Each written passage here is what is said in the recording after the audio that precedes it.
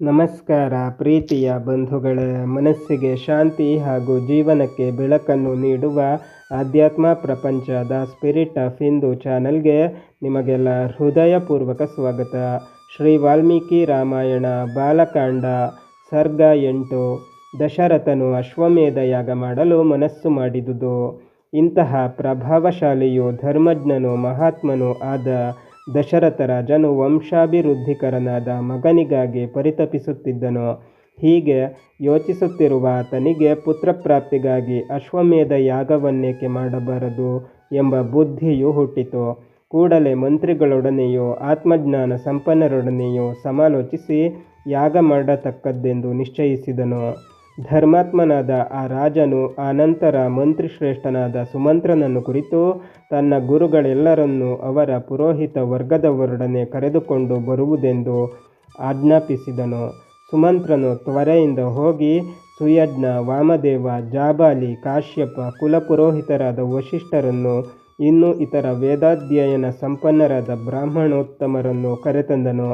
ಧರ್ಮಾತ್ಮನಾದ ದಶರಥ ರಾಜನು ಅವರನ್ನು ಸತ್ಕರಿಸಿ ಧರ್ಮಾರ್ಥ ಸಹಿತವಾಗಿಯೂ ಇಂಪಾಗಿಯೂ ಇರುವ ಮಾತುಗಳಿಂದ, ಮಕ್ಕಳಿಗಾಗಿ ಕೊರಗುತ್ತಿರುವ ನನಗೆ ಆ ಭಾಗ್ಯವು ಪ್ರಾಪ್ತವಾಗಿಲ್ಲವಷ್ಟೇ, ಅದಕ್ಕಾಗಿ ಅಶ್ವಮೇಧ ಯಾಗವನ್ನು ಮಾಡಬೇಕೆಂದು ಬುದ್ಧಿ ಉಂಟಾಗಿದೆ. ಈ ಯಾಗವನ್ನು ಶಾಸ್ತ್ರೋಕ್ತವಾದ ಕರ್ಮದಿಂದ ಮಾಡಬೇಕೆಂದಿರುತ್ತೇನೆ. ನನ್ನ ಇಷ್ಟಾರ್ಥವನ್ನು ಹೇಗೆ ಪಡೆಯಬಹುದೆಂದು ತಾವುಗಳು ಯೋಚಿಸಿ ಹೇಳಬೇಕು ಎಂದು ವಿನಯದಿಂದ ಪ್ರಾರ್ಥಿಸಿದನು. ಆಗ ವಸಿಷ್ಠರೇ ಮೊದಲಾದವರೆಲ್ಲರೂ ರಾಜನ ಬಾಯಿಯಿಂದ ಬಂದ ಮಾತುಗಳನ್ನು ಗೌರವಿಸುತ್ತಾ ಆತನ ಅಭಿಪ್ರಾಯವು ಸಾಧುವಾದುದೆಂದು ಶ್ಲಾಘಿಸಿದರು. ಬಹಳ ಹರ್ಷದಿಂದ ಅವರೆಲ್ಲರೂ ದಶರಥನನ್ನು ಕುರಿತು, ಯಜ್ಞಕ್ಕಾಗಿ ಪದಾರ್ಥಗಳೆಲ್ಲವನ್ನು ಅಣಿಮಾಡಿಸುವವನಾಗೋ, ಯಜ್ಞಾಶ್ವವನ್ನು ಕಳುಹಿಸಿಕೊಡು, ಪುತ್ರಾರ್ಥವಾಗಿ ಈ ಧರ್ಮ ಬುದ್ಧಿಯು ನಿನಗೆ ಉಂಟಾಗಿರುವುದರಿಂದ ನೀನು ಖಂಡಿತವಾಗಿಯೂ ಇಷ್ಟರಾದ ಪುತ್ರರನ್ನು ಪಡೆಯುವೆ ಎಂದರು.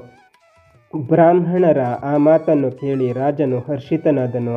ಆನಂದ ಬಾಷ್ಪವನ್ನು ಸುರಿಸುತ್ತಾ ಮಂತ್ರಿಗಳನ್ನು ಕುರಿತು, ಗುರುಗಳ ಮಾತಿನಂತೆ ಯಜ್ಞಕ್ಕಾಗಿ ಪದಾರ್ಥಗಳು ಸಿದ್ಧವಾಗಲಿ, ಸಮರ್ಥರಾದ ಯೋಧರಿಂದ ರಕ್ಷಿತವಾಗಿ ಉಪಾಧ್ಯಾಯರೊಡಗೂಡಿ ಕುದುರೆಯನ್ನು ದೇಶ ವಿದೇಶಗಳಲ್ಲಿ ತಿರುಗಿಸಿಕೊಂಡು ಬರುವಂತೆ ಕಳುಹಿಸಿಕೊಡಿ.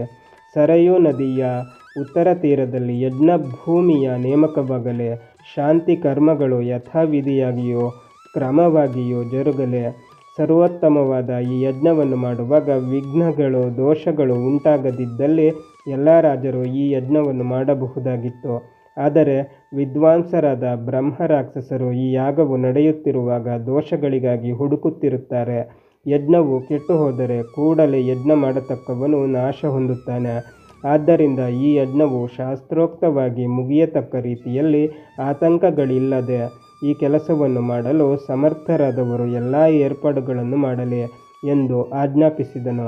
ಚಕ್ರವರ್ತಿಯು ಆಜ್ಞಾಪಿಸಿದ ಆ ಮಾತುಗಳನ್ನು ಕೇಳಿ ಮಂತ್ರಿಗಳೆಲ್ಲರೂ ತಮ್ಮ ಅಪ್ಪಣೆಯಂತೆಯೇ ನಡೆಸುವೆವು ಎಂದು ರಾಜನನ್ನು ಗೌರವಿಸಿದರು.